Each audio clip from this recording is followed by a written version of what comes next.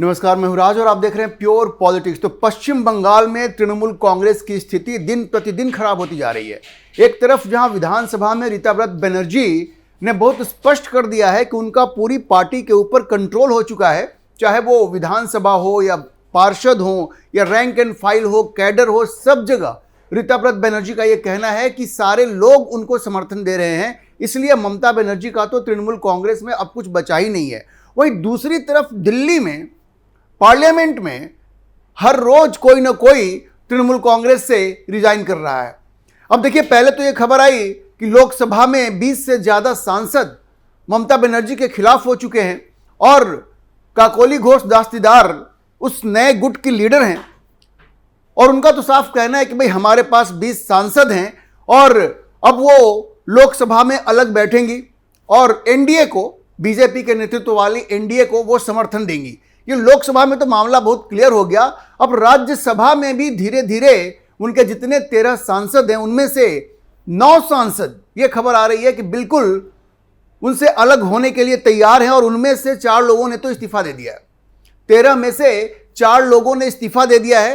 अब गुरुवार को उनके एक और सांसद प्रकाश चिकबराइक और कोयल मल्लिक, जिनके बारे में पहले से खबर ही आ रही थी कि उनका इस्तीफा देना बिल्कुल तय है, वो कब देंगी बस यही इंतजार था, तो 2 लोगों ने इस्तीफा दे दिया, प्रकाश चिकबराइक और कोयल मल्लिक ने।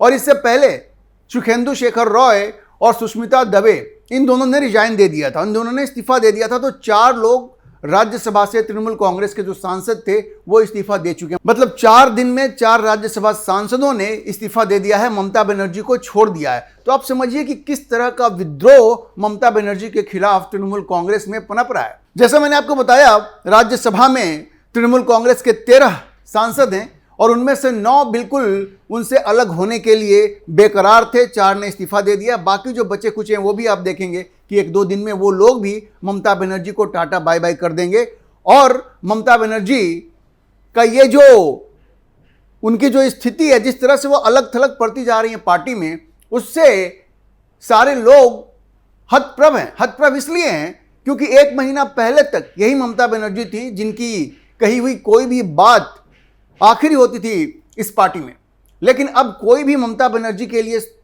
कुछ सम्मान भी नहीं रख रहा है।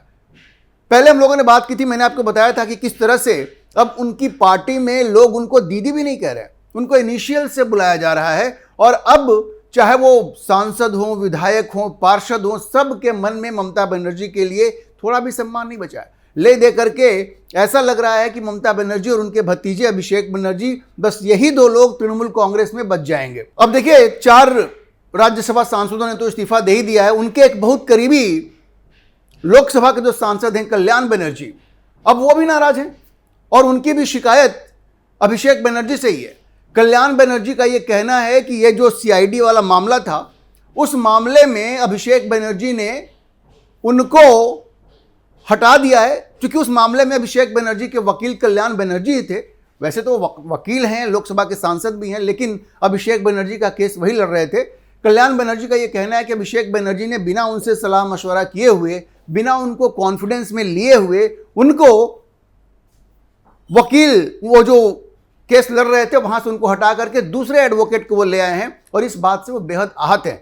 और इस बात से वो इतने नाराज हैं कि उन्होंने ममता बनर्जी को एक तरह से अल्टीमेटम दे दिया है कि या तो आप मुझे चुन लीजिए या फिर आप अभिषेक बनर्जी को चुन लीजिए।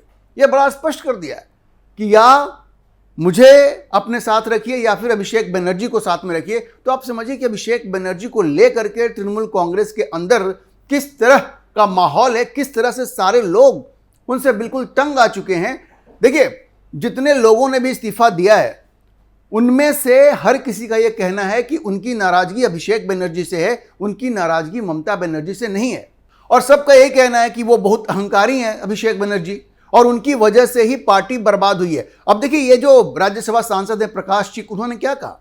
उन्होंने कहा कि भाई देखिए, मैं इस्तीफा इसलिए दे रहा हूं क्योंकि पश्चिम बंगाल की विधानसभा चुनाव में तृणमूल कांग्रेस की बुरी हार हुई है और लोगों ने भारतीय जनता पार्टी के पक्ष में वोट दिया है। उनका कहना है कभी मैं बूढ़ा नहीं हुआ हूं, मतलब वो कह रहे हैं कि मुझे भी आगे की राजनीति करनी है। और जिस तरह का आक्रोश लोगों के मन में दिख रहा है तृणमूल कांग्रेस के प्रति, उसको देखते हुए मेरा तृणमूल कांग्रेस में बने रहना कहीं से भी सही नहीं है। उनके कहने का मतलब ही यही था।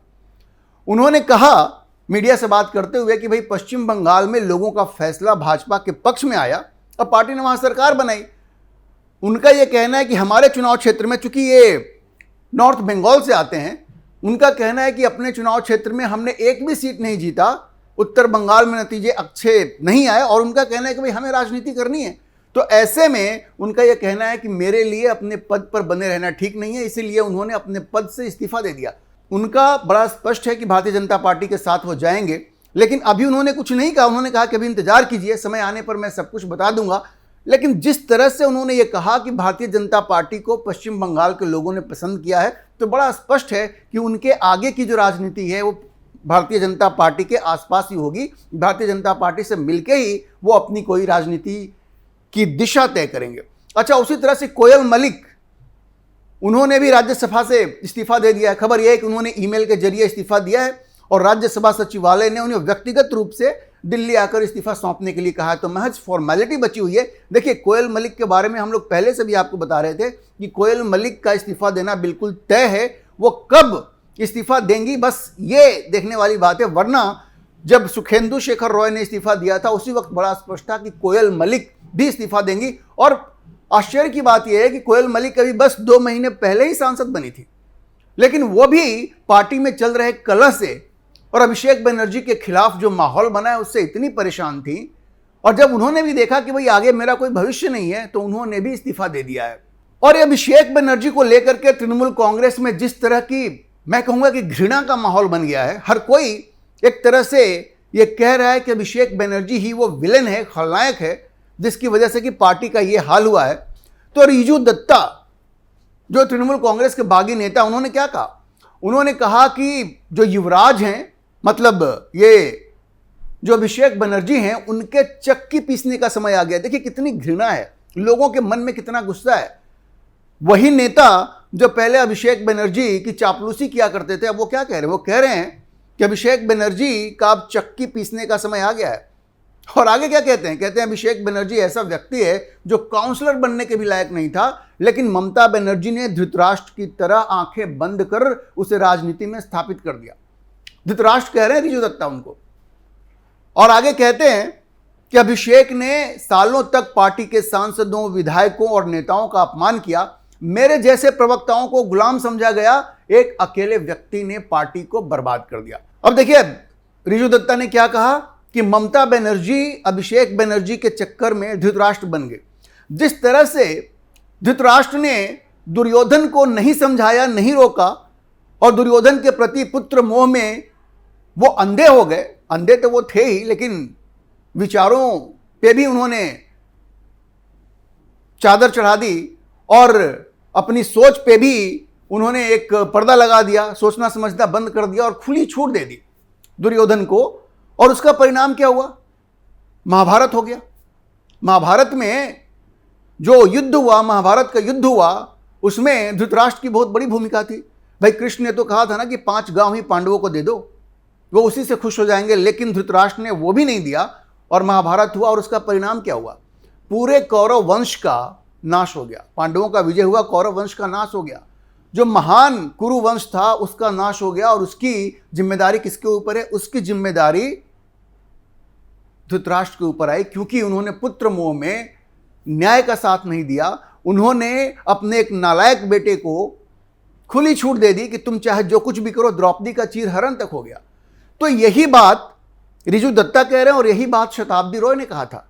तो पार्टी में ये एक राय बनती जा रही है कि अभिषेक बनर्जी वो खलनायक हैं, वो दुर्योधन हैं, जिनके मोह में पड़ के ममता बनर्जी धृतराष्ट्र बन गई और उसी का खामियाजा पूरी पार्टी को चुकाना पड़ रहा है।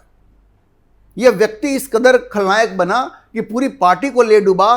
देखिए किसी से भी आप बात कर लीजिए, चाहे वो पश्चिम बंगाल के विधायक हों, लोकसभा के सांसद हों या राज्यसभा के सांसद हों या पार्षद हों, सब के सब अभिषेक बनर्जी से परेशान हैं। और आप याद कीजिए, ये अभिषेक बनर्जी वही व्यक्ति है जिसने ये कहा था कि 4 मई के बाद उसने जनता को धमकाया था कि अगर हमें हराओगे तो हम ये देखेंगे कि 4 मई के बाद दिल्ली से कौन सा तुम्हारा बाप आकर के तुम्हें बचाता है। तो सोचिए किस तरह की भाषा का प्रयोग अभिषेक बनर्जी ने किया। गुंडे वाली मेंटालिटी है उसकी। अच्छा देखिए, ये सब लोग पार्षद से लेकर के विधायक, सांसद इसलिए भी डरे हुए हैं क्योंकि उनको लगता है कि पिछले 15 साल में इन लोगों ने इस तरह का काम किया है कि शुभेंदु अधिकारी की सरकार अब चुन चुन करके उन सारे पापों की सजा इन लोगों को देगी। अब देखिए, जहांगीर खान जो नेपाल भाग रहा था, ये फाल्टा में जो कैंडिडेट था,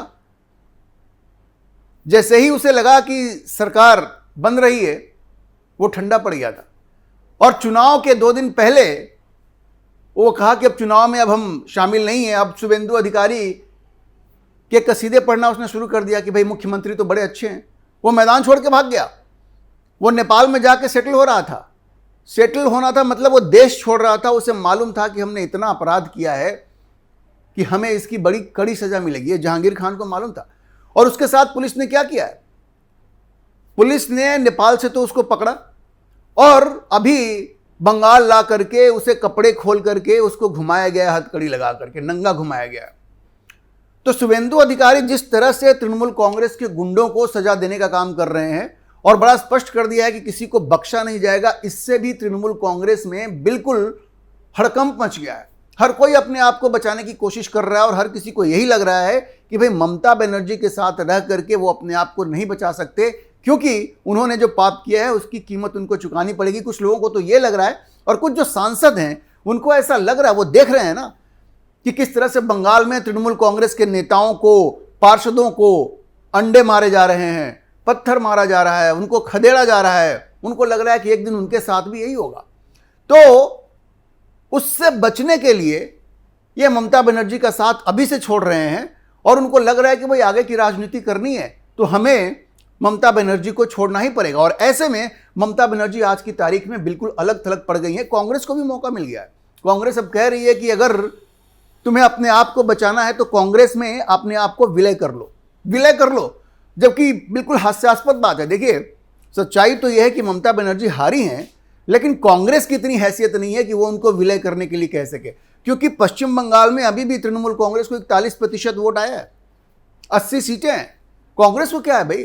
कांग्रेस कैसे उनको विलय के लिए कह सकती है? लेकिन कांग्रेस को मौका मिला है इस बात का बदला लेने के लिए कि ममता बनर्जी ने विधानसभा चुनावों से पहले उनके साथ गठबंधन नहीं किया और अब जबकि सारे लोग उनका साथ छोड़ रहे हैं, उनके हाथ से विधानसभा में उनके विधायक निकल गए, वहां एक अलग गुट बन गया है। और रीताव्रत बनर्जी अब ये कह रहे हैं कि वही असली तृणमूल कांग्रेस है और वो इलेक्शन कमीशन के पास जाएंगे और सिंबल पे कब्जा करेंगे। ये बिल्कुल वही कहानी दोहराई जा रही है जो कि महाराष्ट्र में हुआ। एकनाथ शिंदे ने जिस तरह से शिवसेना के सिंबल पे कब्जा कर लिया, उसी तरह से यहां भी वही चीज होगी। यहां भी वही चीज होगी, इनकी पार्टी पे कब्जा किया जाएगा और इससे ममता बनर्जी बिल्कुल हिली हुई हैं। देखिए, विधानसभा में लोगों ने उनका साथ छोड़ दिया, पार्षदों ने उनका साथ छोड़ दिया और संसद में लोग उनका साथ छोड़ते जा रहे हैं और वजह सिर्फ एक है, अभिषेक बनर्जी।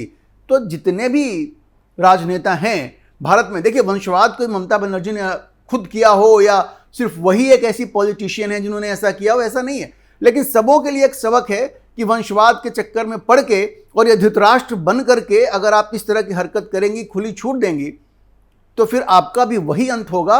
जनता तो आपको खदेड़ेगी ही, अंडे भी मारेगी, पत्थर भी मारेगी और आपके अपने सांसद, विधायक, पार्षद वो भी आपका साथ छोड़ देंगे और आपकी राजनीति बिल्कुल खत्म होने के कगार पे आ जाएगी। अभी के लिए इतना ही। हम इस खबर पर नजर बनाए रखेंगे और आपको अपडेट करते रहेंगे। इस विषय पर आप क्या सोचते हैं, अपनी राय कमेंट बॉक्स में जरूर लिखें और अगर आपको ये वीडियो पसंद आया हो तो आप इसे लाइक करें, शेयर करें और हमारे चैनल को सब्सक्राइब जरूर करें।